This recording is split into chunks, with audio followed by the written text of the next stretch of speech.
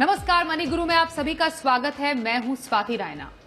हर बच्चा खास होता है, हर बच्चे की जरूरतें खास होती हैं, अलग होती हैं, और स्पेशल बच्चों की जो जरूरतें होती हैं हम सबसे बेहद खास और अलग होती हैं।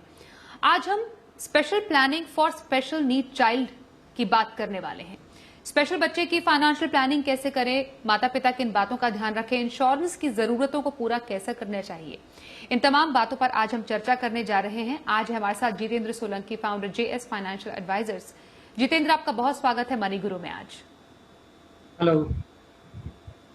तो आज हम क्या खास चर्चा करने जा रहे हैं, सबसे पहले उस पर एक नजर डाल लेते हैं। आज हम जानेंगे स्पेशल बच्चे की स्पेशल प्लानिंग क्यों है जरूरी, क्या है प्लानिंग के 5 स्पेशल टिप्स, स्पेशल बच्चे के लिए इंश्योरेंस के क्या विकल्प हैं मौजूद।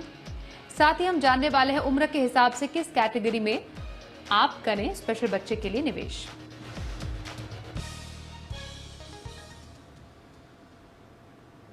जितेंद्र, बच्चे की फाइनेंशियल प्लानिंग एक माता पिता के लिए तो काफी इंपॉर्टेंट होती ही है, लेकिन अगर स्पेशल चाइल्ड है तो उस बच्चे की जो फाइनेंशियल प्लानिंग है बहुत ज्यादा इंपॉर्टेंट और अलग कैसे हो जाती है, किन कारणों से हमें और ज्यादा ध्यान देने की जरूरत है? कि जब स्पेशल चाइल्ड होता है तो आपकी जो रिक्वायरमेंट है वो काफ़ी बदल जाती है। आमतौर पर जब हम बच्चों की प्लानिंग करते हैं तो उनकी एजुकेशन है, उनकी मैरिज है, हम वहाँ तक प्लानिंग करते हैं और उसके बाद आपका खुद का रिटायरमेंट प्लानिंग होती है जिसमें आप और आपकी स्पाउस दोनों की लाइफ की प्लानिंग होती है जिसमें आपको अपने खर्चे वहन करने होते हैं। और जब हम स्पेशल चाइल्ड की बात करते हैं तो पहला तो ये आ जाता है कि उसका जो रिक्वायरमेंट है वो लाइफ लॉन्ग है, यानी कि जो आपकी लाइफ टाइम के बियॉन्ड, यानी कि पेरेंट्स की लाइफ टाइम के बियॉन्ड भी जाएगा। तो यानी कि आपको जो है 2 जनरेशन की प्लानिंग करनी पड़ती है एज माता पिता, एक अपनी खुद की और एक स्पेशल चाइल्ड बच्चे की। दूसरा, जो स्पेशल चाइल्ड के जो रेगुलर खर्चे होते हैं वो कहीं ना कहीं आम खर्चों से ज्यादा होते हैं। तो आपके जितने भी हाउस होल्ड एक्सपेंसेस हैं उसमें जब स्पेशल चाइल्ड बच्चे के जब खर्चे उसमें जुड़ते हैं तो उसमें मेडिकल के खर्चे बहुत ज़्यादा होते हैं, रेगुलर खर्चों में थेरेपीज के खर्चे हैं और इस तरह से कई सारे जो खर्चे होते हैं इनकी जो कॉस्टिंग होती है वो काफ़ी ज़्यादा होती है। अब और ये कॉस्टिंग ऐसा नहीं है कि कुछ साल तक या एक पर्टिकुलर एज तक होती है, ये लाइफ लॉन्ग आपको वहन करनी होती है क्योंकि यहाँ पर 2 जनरेशन की प्लानिंग इन्वॉल्व है। तो इसलिए ज़रूरी हो जाता है कि जो जिन माता-पिता के पास स्पेशल नीड चाइल्ड है, उनको फाइनेंशियल प्लानिंग जो है, मैं हमेशा बोलता हूँ कि एक ज़रूरत है करना। क्योंकि अगर आप फाइनेंशियल प्लानिंग करेंगे आज, तभी आप बाद के खर्चों के और आप तो उनके लिए प्रिपेयर अपने आप को कर पाएँगे। इसके साथ ही जब हम आम तौर पे ज़िंदगी देखते हैं तो काफ़ी ओवरवर्क होता है, काफ़ी प्रेशर होता है वर्क का, उसके साथ स्पेशल चाइल्ड बच्चे की ज़िम्मेदारी होती है। एक माता-पिता में से एक को जो है अपनी जॉब छोड़नी होती है पड़ती है क्योंकि जो है अब बच्चे का जो केयर है वो करना होता है। तो इन सब मुश्किलों को देखते एक हुए और आने स्पेशल वाले जो केयर, स्पेशल जो नीड्स के बच्चे हैं उनके लिए करने की जरूरत होती है। हम इस पर धीरे धीरे करके चर्चा करने वाले हैं कि स्पेशल प्लानिंग के 5 special tips special need child के लिए क्या होने जा रहे हैं।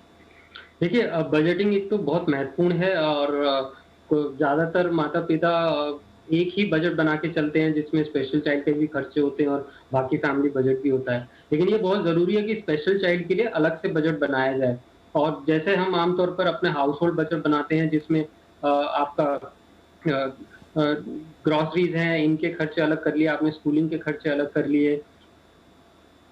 महीने से उसको जो है आप मॉनिटर करते हैं। जो स्पेशल चाइल्ड का आप बजट बनाते हैं, तो स्पेशल चाइल्ड से रिलेटेड जितने भी खर्चे हैं, चाहे वो यूटिलिटीज़ बिल है, उसके बाद मेडिकल से रिलेटेड खर्चे आ जाते हैं, उसकी थेरेपी, रेगुलर थेरेपीज़ हैं, रेगुलर मेडिकेशन है, रेगुलर हेल्थ केयर है, स्कूलिंग है, ट्रांसपोर्टेशन है, वोकेशनल कोर्सेज़ अगर होते हैं तो वो कोर्सेज़ का खर्चा। तो इस तरीके से आप हेडिंग बना के आप स्पेशल चाइल्ड पे जितना भी महीने का खर्चा होता है उसको आप अपने फैमिली बजट से अलग बनाएँ, जिससे कि आपको पता हो कि आपके स्पेशल चाइल्ड के ऊपर महीने से महीने कितना खर्चा हो रहा है। क्योंकि आपको आगे चल के काफ़ी कॉस्ट एस्टिमेशन भी करना होता है और आपको हमेशा ये पता रहेगा कि कहीं आप ज़्यादा किसी पर्टिकुलर लेवल पे कहीं आप ज़्यादा खर्च तो नहीं कर रहे हैं और उसको आप कैसे सीमित उसमें रख सकते हैं। बिल्कुल, तो बजट प्लानिंग जो है वो काफ़ी ज़्यादा डिफरेंट हो जाएगी। थोड़ा-सा ज़्यादा आपको प्लान करना पड़ेगा क्योंकि स्पेशल बच्चे के अगर कुछ ऐसे क्लासेस हैं जिसको आपको ध्यान में रखने की ज़रूरत है या कोई थेरेपी है, उसका खर्च भी आपको कैलकुलेट करना पड़ेगा और कोई स्पेशल स्कूल में अगर बच्चा जाता है तो वो खर्चे आपको मंथली अलग से जोड़ने पड़ेंगे। दूसरे इंपॉर्टेंट जो कि बहुत इंपॉर्टेंट है और मैं चाहती हूं कि आप बताएं कि क्या इसके कोई विकल्प भी हैं। इंश्योरेंस की बात मैं कर रही हूं, क्या स्पेशल नीड्स चाइल्ड के इंश्योरेंस के कुछ विकल्प मौजूद हैं हमारे आसपास आजकल? देखिए, इंश्योरेंस जब प्लानिंग करनी होती है माता-पिता को, तो उसमें 2 तरह की प्लानिंग आती है। एक तो ये कि आपको फाइनेंशियल प्रोटेक्शन देना है स्पेशल चाइल्ड को, क्योंकि उसका आपके बाद उससे स्पेशल चाइल्ड के जितने भी खर्चे हैं, वो पूरे हो सकें उसकी लाइफ लॉन्ग तक, ये फाइनेंशियल रिक्वायरमेंट आपके पास होनी चाहिए और ज़्यादातर सैलरी पीपल के पास वो एसेट्स पर्याप्त नहीं होते हैं। तो सबसे पहले तो आता है कि इंश्योरेंस एडिक्वेट हो, माता-पिता के ऊपर, खुद के ऊपर एडिक्वेट लाइफ इंश्योरेंस हो, जो कि उस गैप को पूरा कर सके जो उनके एसेट्स जो हैं वो पूरा नहीं कर पा रहे हैं। दूसरा हेल्थ इंश्योरेंस आता है, तो माता-पिता के पास तो होना ही चाहिए। पर जब हम स्पेशल चाइल्ड की बात करते हैं, तो इसके अंदर अभी बहुत ज़्यादा प्रोविज़न अवेलेबल नहीं है। ज़्यादातर health insurance company special child बच्चों को कवर नहीं करती हैं। हमने देखा है हाल ही में कुछ कंपनीज़ ने कुछ डिसेबिलिटीज़ को कवर करना शुरू किया है, जैसे ऑटिज़्म को कवर करना शुरू किया है। 2 कंपनीज़ ने प्रोडक्ट निकाले हैं। मेंटल रिटार्डेशन आपको कवर होता है, लेकिन इसके अलावा और जितनी भी डिसेबिलिटीज़ हैं, जैसे सेरेब्रल पैल्सी है या डाउन सिंड्रोम है, उसको अभी हेल्थ इंश्योरेंस कंपनीज़ कवर नहीं करती है। तो वहाँ पे माता-पिता के पास कोई और चारा नहीं बचता है, बल्कि खुद एक हेल्थ फंड बना के चलना पड़ेगा। तो ये ज़रूरी है हेल्थ क्योंकि फंड वहाँ पे बनाने की बहुत जरूरत है, मतलब यस, हम्म।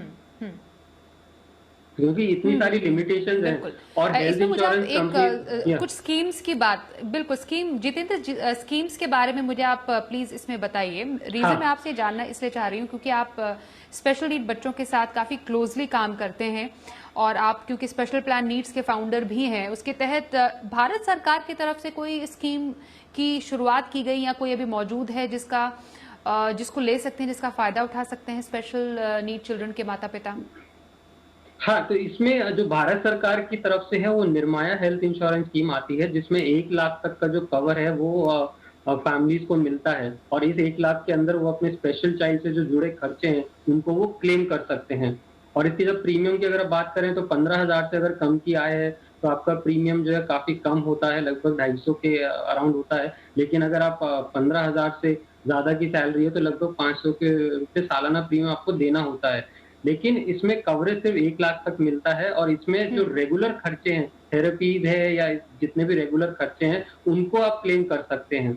इसके अलावा कुछ प्राइवेट हेल्थ इंश्योरेंस के पास स्कीम है, जैसे मैंने बताया ऑटिज़्म है, तो आज की डेट में स्टार हेल्थ है, रेलियर हेल्थ इंश्योरेंस है, जिन्होंने ऑटिज़्म को कवरेज करना शुरू किया है और कुछ पब्लिक सेक्टर कंपनीज़ हैं, वो मेंटल रिटार्डेशन को भी कवर करती हैं। तो ये कुछ एक हेल्थ इंश्योरेंस स्कीम्स हैं आज की डेट में जो स्पेशल चाइल्ड फैमिलीज़ को अवेलेबल हैं, अपने स्पेशल चाइल्ड बच्चों को कवर करने के लिए।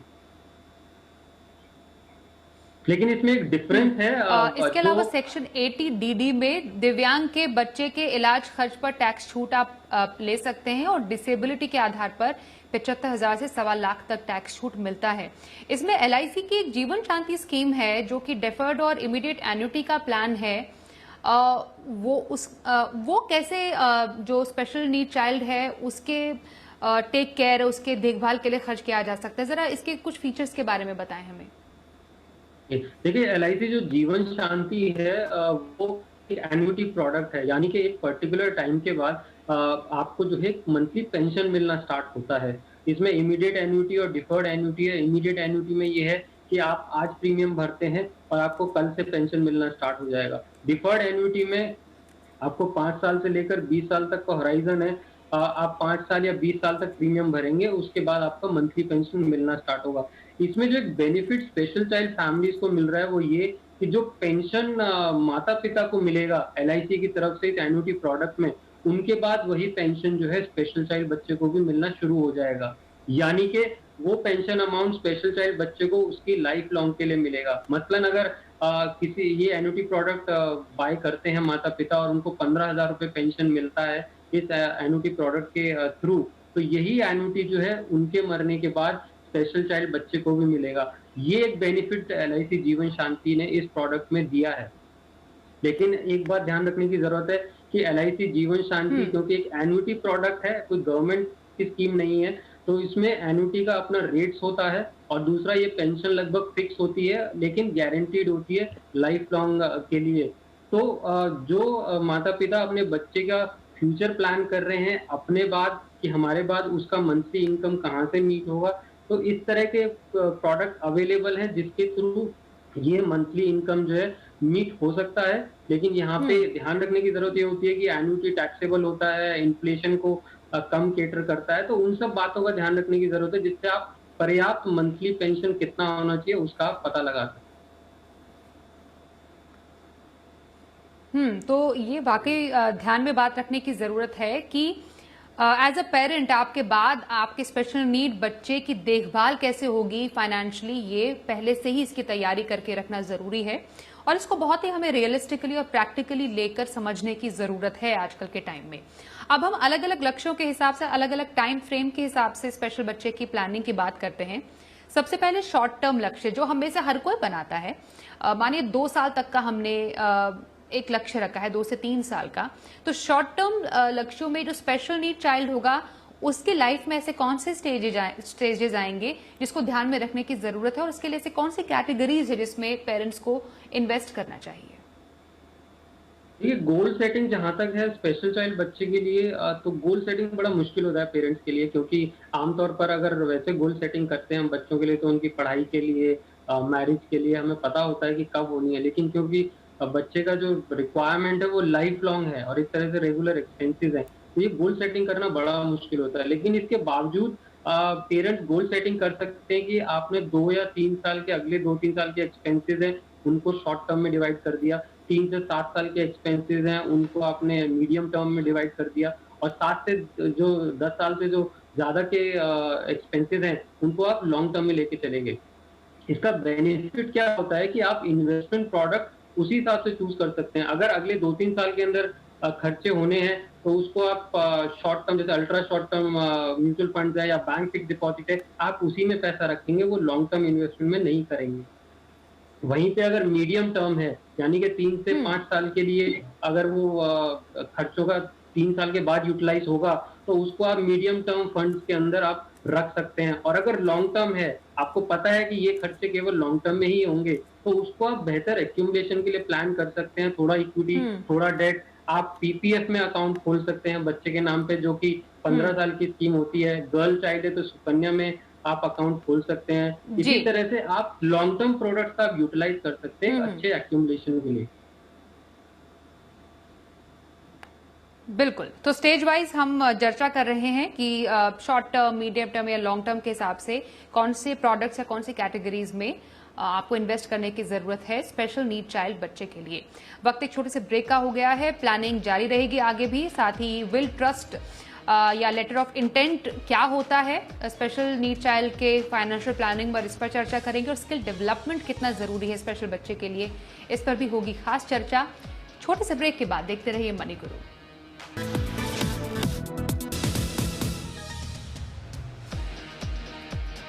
स्पेशल बच्चे की स्पेशल प्लानिंग कैसी हो, इस पर आज हम चर्चा कर रहे हैं। ये जान रहे हैं कि स्पेशल बच्चे के लिए आपको कैसे प्लान करने की जरूरत है और इसी पर चर्चा कर रहे हैं हम प्लान स्पेशल नीड्स के फाउंडर जितेंद्र सोलंकी के साथ। जितेंद्र, हम स्टेज वाइज प्लानिंग कर रहे हैं और जैसा कि हमें मालूम है कि स्टेज वाइज प्लानिंग इसलिए भी इम्पोर्टेंट है कि स्पेशल नीड बच्चों के डिफरेंट स्टेज में जो जरूरतें हैं वो बदलती जाएंगी। आपने शॉर्ट टर्म के लिए कहा कि हेल्थ इमरजेंसी से निपटने के लिए एक हेल्थ फंड काम आएगा, एक इमरजेंसी फंड की जरूरत होती है, कुछ रकम सेविंग में आप डाल सकते हैं, ओवरनाइट फंड डेट कैटेगरी में शॉर्ट टर्म नीड्स के लिए हो सकता है।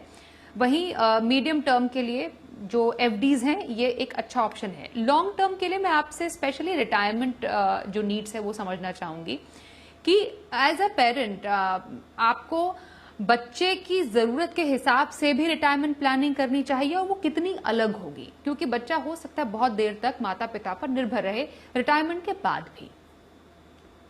जी हाँ, बहुत ज़रूरी हो जाता है रिटायरमेंट प्लानिंग, क्योंकि ये आमतौर पर ज़्यादातर सिचुएशन होती है कि बच्चा जो है वो लाइफ लॉन्ग निर्भर रहता है माता-पिता के ऊपर। तो ऐसे में जो रिटायरमेंट प्लानिंग होगी उसमें आपकी खुद की नहीं, बल्कि बच्चे की भी प्लानिंग होगी।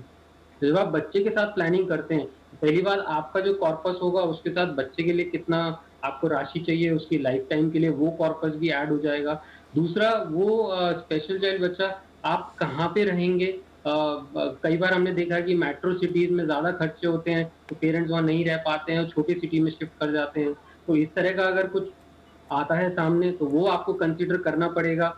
और हो सकता है वो कितना शॉर्टफॉल होगा रिटायरमेंट के दौरान, जो कॉर्पस आपने इकट्ठा किया है, जो जिससे कि आपको बच्चे का भी और अपने भी खर्चे वहन करने हैं, क्या वो पर्याप्त है? अगर वो नहीं होगा, तो क्या आपको आज के कैश फ्लो एडजस्ट करने पड़ेंगे उस कॉर्पस को इकट्ठा करने के लिए? क्या आपको रिटायरमेंट थोड़ा डिले करना पड़ेगा? तो ये सब जो ज़रूरत है, ये सब आपको ध्यान में रखना पड़ता है रिटायरमेंट प्लानिंग करते वक़्त, और इसीलिए ज़रूरी हो जाता है कि रिटायरमेंट प्लानिंग लाइफ़ में जल्दी हो, क्योंकि आपकी जो नीड्स हैं, एक स्पेशल चाइल्ड फैमिली की जो नीड होती है, वो दूसरी फैमिलीज़ के मुकाबले कहीं ज़्यादा होती है। आपका कॉर्पस रिक्वायरमेंट कहीं ज़्यादा होता है, आपकी जो रिक्वायरमेंट है रिटायरमेंट के बाद वो बदल जाती है। जैसे मैंने कहा कि रिलोकेशन की प्रोबेबिलिटीज़ हो जाती हैं, स्पेशल चाइल्ड बच्चा कहाँ रहेगा, आपके साथ रहेगा, आपकी जो ओल्ड एज है उसमें क्या होगा? तो ये सब आपको ध्यान में रखना पड़ता है जब आप रिटायरमेंट प्लानिंग करते हैं।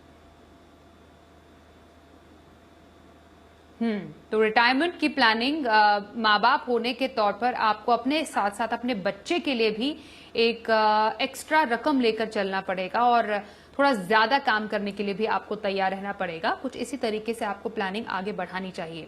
मुझे एक और बात बताइए जितेंद्र, जितने भी इन्वेस्टमेंट प्रोडक्ट्स हैं जिसकी आपने चर्चा की, जैसे पीपीएफ हो गया या फिर सुकन्या समृद्धि है, लॉन्ग टर्म इन्वेस्टमेंट प्रोडक्ट्स है, क्या इसके अलावा भी कुछ ऐसे प्रोडक्ट्स है जहां पर स्पेशली जो स्पेशल नीड्स चाइल्ड हैं उनके लिए कुछ ज्यादा छूट मिलती है? क्या कुछ ऐसे विकल्प हैं मौजूद कि ज्यादा ऑप्शंस हैं ही नहीं? नहीं, इसके अलावा स्पेशल चाइल्ड फैमिलीज़ के लिए ऐसे कोई ख़ास ऑप्शन नहीं बनाए गए हैं। कोई ऐसा ख़ास इन्वेस्टमेंट प्रोडक्ट नहीं है जिसको वो यूटिलाइज़ कर सकें। पहले होते थे पर वो सब विथड्रॉन हो गए। तो आज की डेट में अगर लॉन्ग टर्म इन्वेस्टमेंट करना है तो इक्विटी में प्रॉब्ली इक्विटी म्यूचुअल फंड या पीपीएफ है, डेट के अंदर या डेट म्यूचुअल फंड और स्मॉल सेविंग स्कीम्स है, इन्हीं को कंसीडर करना पड़ेगा। ऐसा कोई स्पेसिफिक स्कीम्स अवेलेबल नहीं है जिसमें जो सिर्फ स्पेशल चिल्ड्रन फैमिलीज के लिए बना हो। तो लॉन्ग टर्म अगर प्लानिंग करनी है इन्वेस्टमेंट से रिलेटेड, तो फिर यही कैटेगरीज और यही एसेट क्लासेस हैं जिसमें उनको प्लान आउट करना पड़ेगा। हम्म, बिल्कुल। अब एक बहुत इंपॉर्टेंट जो एस्पेक्ट है उस पर मैं आपसे चर्चा करने जा रही हूँ, वो है विल प्लानिंग या फिर ट्रस्ट या फिर लेटर ऑफ इंटेंट। पहले मैं आपसे समझना चाहती हूँ लेटर ऑफ इंटेंट क्या होता है। विल प्लानिंग की तो हम लगातार बात करते ही हैं, लेकिन स्पेशल नीड चाइल्ड के इस कॉन्टेक्स्ट में ये इतना जरूरी क्यों हो जाता है? देखिए, स्पेशल चाइल्ड बच्चा है, और अगर आमतौर पे हम सिर्फ 2 सवाल पूछें कि अगर आप स्पेशल चाइल्ड बच्चा है आपके पास और आप अगर उसको 2-4 घंटे के लिए किसी नेबर के पास छोड़ के जाते हैं, तो उसको आप क्या इंस्ट्रक्शन देंगे? ऐसे ही अगर उसको 48 घंटे के लिए छोड़ के जाते हैं, तो उनको क्या इंस्ट्रक्शन देंगे? तो जब क्वेश्चन आता है कि हमारे बाद क्या होगा, तो आप ऐसा क्या इंस्ट्रक्शन दे के जाएँगे नेक्स्ट लीगल गार्डियन को या जो बच्चे का केयर करेगा आपको, जिससे कि स्पेशल चाइल्ड की जितनी भी रिक्वायरमेंट है, वो उसको अच्छे से समझ सके। क्योंकि आमतौर पर माता-पिता सब कुछ जानते हैं, लेकिन उनके बाद जो भी केयर करेगा वो ज़्यादा नहीं जानता। हो सकता है उसको उतना ज़्यादा पता ना हो, आपकी फैमिली में क्लोज़ मेंबर है, लेकिन उतना उसको पता नहीं है कि स्पेशल चाइल्ड रिक्वायरमेंट कैसे मीट किया जाता है। तो लेटर ऑफ इंटेंट एक ऐसा डॉक्यूमेंट आप बनाते हैं, लीगल डॉक्यूमेंट नहीं है, एक ऐसा डॉक्यूमेंट बनाते हैं जिसमें आप अपने स्पेशल चाइल्ड की लाइफ़ से रिलेटेड सब कुछ लिख देते हैं। उसकी डेली लिविंग क्या है, उसकी हैबिट क्या हैं, क्या वर्क किया है, कौन-सा मेडिकेशन वर्क किया है, उससे जुड़े जितने भी लोग हैं उनके कॉन्टैक्ट नंबर हैं, चाहे वो डॉक्टर्स हो, मेडिकल प्रोफेशनल हो, चाहे फाइनेंशियल प्रोफेशनल हो, चाहे लीगल प्रोफेशनल हो। तो आप एक ऐसा डॉक्यूमेंट बना देते हैं जिसको कल को अगर कोई भी लीगल गार्डियन बनता है और उसको अगर कुछ भी जानकारी चाहिए, तो वो उस लेटर ऑफ इंटेंट के थ्रू वो जानकारी ले सकता है। उसके लिए आसान हो जाता है। मसलन फॉर एग्जांपल कि अगर उसको फैमिली डॉक्टर के पास ही जाना है, तो उसके पास वो इन्फॉर्मेशन अवेलेबल हो। ओके। और यहाँ पर विल प्लानिंग या फिर एस्टेट प्लानिंग है, उसका कुछ तरीका डिफरेंट होता है? नॉमिनी या गार्जियन कैसे नियुक्त किया जाए अगर इनकेस पेरेंट्स नहीं रहते हैं तो? देखिए, फॉर स्पेशल चाइल्ड फैमिलीज के लिए ज़रा एस्टेट प्लानिंग में ज़्यादा एलिमेंट्स होते हैं। यहाँ पे केवल विल से काम नहीं चलता है। विल ज़रूरी होता है क्योंकि आपके बाद आपका पैसा कैसे यूटिलाइज़ होगा, कौन लीगल हायर होगा, कितनी रेशो में जाएगा पैसा। हो सकता है आप अपने स्पेशल चाइल्ड बच्चे के लिए ज़्यादा छोड़ के जाना चाहते हो, तो ये सब केवल विल के थ्रू ही प्लानिंग हो सकता है। लेकिन एक दूसरा एस्पेक्ट भी है कि जो नेक्स्ट लीगल गार्डियन है, वो आप या केयर टेकर है, वो आप विल में अपॉइंट कर सकते हैं। लेकिन विल सिर्फ एक एसेट डिस्ट्रीब्यूशन का जरिया है। लेकिन ऐसा क्या फ्रेमवर्क है जिससे कि स्पेशल चाइल्ड का जो फाइनेंशियल केयर है वो लॉन्ग टर्म कंटिन्यू रहे? तो वहां पे ट्रस्ट एक बहुत इंपॉर्टेंट स्ट्रक्चर आ जाता है कि आप ट्रस्ट बना देते हैं और विल के थ्रू एसेट्स आप ट्रस्ट में जो है बीक्विथ करते हैं। तो वो ट्रस्ट जो है वो लाइफ लॉन्ग फाइनेंशियल केयर करता है आपके स्पेशल चाइल्ड बच्चे की। तो विल और ट्रस्ट इसलिए बहुत इंपॉर्टेंट हो जाता है कि वो जो कंटिन्यूटी है स्पेशल चाइल्ड केयर की आपके बाद, वो उसकी लाइफ लॉन्ग के लिए रहती है जब आप एक ट्रस्ट जैसा लीगल स्ट्रक्चर बनाते हैं। और जब पैसे की बात आती है कि अगर पेरेंट्स का अगर पैसा जो भी है किसी भी इन्वेस्टमेंट का बच्चे को अगर जाना होता है और बच्चा क्योंकि अगर खुद उसका ध्यान देने लायक नहीं है, तो वो पैसा किसके पास जाता है? देखिए, एज पर जो जो लॉज हैं उसके आधार पर अगर बच्चे के नाम पे कुछ भी पैसा जाता है तो उसका जो मैनेजमेंट है वो लीगल गार्डियन के पास रहता है। अब लीगल गार्डियन में भी ये क्वेश्चन आ जाता है, पहली बात तो भरोसे की बात है ओके। कि भरोसा करना जरूरी है। दूसरा, वो लीगल गार्डियन भी एक इंडिविजुअल है, तो अगर उसकी भी डेथ हो जाती है तो फिर कौन लीगल गार्डियन बनेगा? तो वो जो कंटिन्यूटी, क्योंकि यहाँ आप 1 साल या 2 साल की बात नहीं कर रहे हैं, हो सकता है ये प्लानिंग आप 40 साल की बात कर रहे हो। तो 40 साल में वो लीगल गार्डियन की कंटिन्यूटी आप कैसे करेंगे और कैसे वो भरोसा आएगा? तो इसीलिए प्राइवेट ट्रस्ट का जो स्ट्रक्चर है वो इम्पोर्टेंट हो जाता है उस कंटिन्यूटी को करने के लिए। और लीगल गार्डियन जरूरी होता है क्योंकि लीगल गार्डियन वो पर्सन होता है जो उस बच्चे के पर्सनल अफेयर से रिलेटेड, इंस्टीट्यूशन में कहाँ रहेगा, उसकी डेली लिविंग है, इन सब से रिलेटेड जो डिसीजन मेकिंग है वो लीगल गार्डियन करता है माता पिता के बाद। तो लीगल गार्डियन का बहुत ही इम्पोर्टेंट पर्सन होना बेहद जरूरी है। तो बच्चे के लिए, स्पेशल नीड चाइल्ड के लिए अगर लीगल गार्डियन नियुक्त करें तो ऐसे भरोसेमंद व्यक्ति को नियुक्त करें जो आपको लगता है कि उसका पूरा ख्याल रख सकता है। आखिरी point, last but not the least, skill development. हर बच्चे के लिए एक स्किल डेवलप करना बहुत इंपॉर्टेंट होता है, तो स्पेशल बच्चे का स्पेशल स्किल डेवलप करने के लिए क्या किया जाए? देखिए, जब आप स्पेशल चाइल्ड केयर करते हैं तो उसकी अपब्रिंगिंग के दौरान आपको पता लग जाता है कि उसका इंटरेस्ट कहाँ पर है। और हर स्पेशल चाइल्ड आप देखेंगे तो उनकी कुछ एबिलिटीज होती हैं जो काफी अलग होती हैं, वो काफी उसमें अच्छे होते हैं अपनी एबिलिटीज में। हमने देखा है कुछ स्पेशल चिल्ड्रन कंप्यूटर्स में बहुत अच्छे हैं, कुछ स्पेशल चिल्ड्रंस को हमने इनफैक्ट कैफे जो है वो उसमें वर्क करते हुए देखा है। तो उनकी जो एबिलिटीज होती हैं वो आपको पता लग जाती हैं। तो जरूरी हो जाता है कि आप उनका स्किल डेवलपमेंट करें, जो उनकी एबिलिटीज जो आपने आइडेंटिफाई करी हैं, आप उसी तरफ उनके स्किल की स्किल डेवलपमेंट के लिए आप वर्क करें। तो अगर कंप्यूटर में अच्छा है तो आप कंप्यूटर से रिलेटेड एजुकेशन कर सकते हैं, उससे उससे रिलेटेड ट्रेनिंग कर सकते हैं। अगर वो किसी और फील्ड में अच्छा, कोई हो सकता है म्यूजिक में अच्छा हो तो म्यूजिक में आप ट्रेनिंग दे सकते हैं। इस तरह से जो इंटरेस्ट है या जो उसकी एबिलिटी है, और हर स्पेशल चाइल्ड की एबिलिटी होती है, तो जो एबिलिटी आप उसकी तरफ काम कर सकते हैं, उसका स्किल डेवलपमेंट होना बहुत जरूरी है। क्योंकि वही एबिलिटी होगी जो आगे चल के काफी बच्चे एम्प्लॉयमेंट में भी जाते हैं, काफी बच्चे कंपनीज में भी वर्क करते हैं। तो वो स्किल डेवलपमेंट इसके लिए बहुत इंपॉर्टेंट हो जाता है कि अगर कल को वो बच्चा एम्प्लॉयमेंट के लिए जाता है तो वो स्किल उसके पास ऑलरेडी हो, उसमें वो डेवलप कर सके।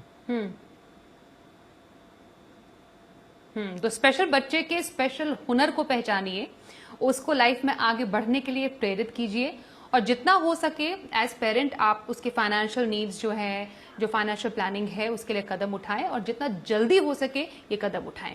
बहुत शुक्रिया जितेंद्र, हमारे साथ स्पेशल बच्चों की स्पेशल प्लानिंग की बारीकियों को समझाने के लिए। मनी गुरु में आज के लिए बस इतना ही।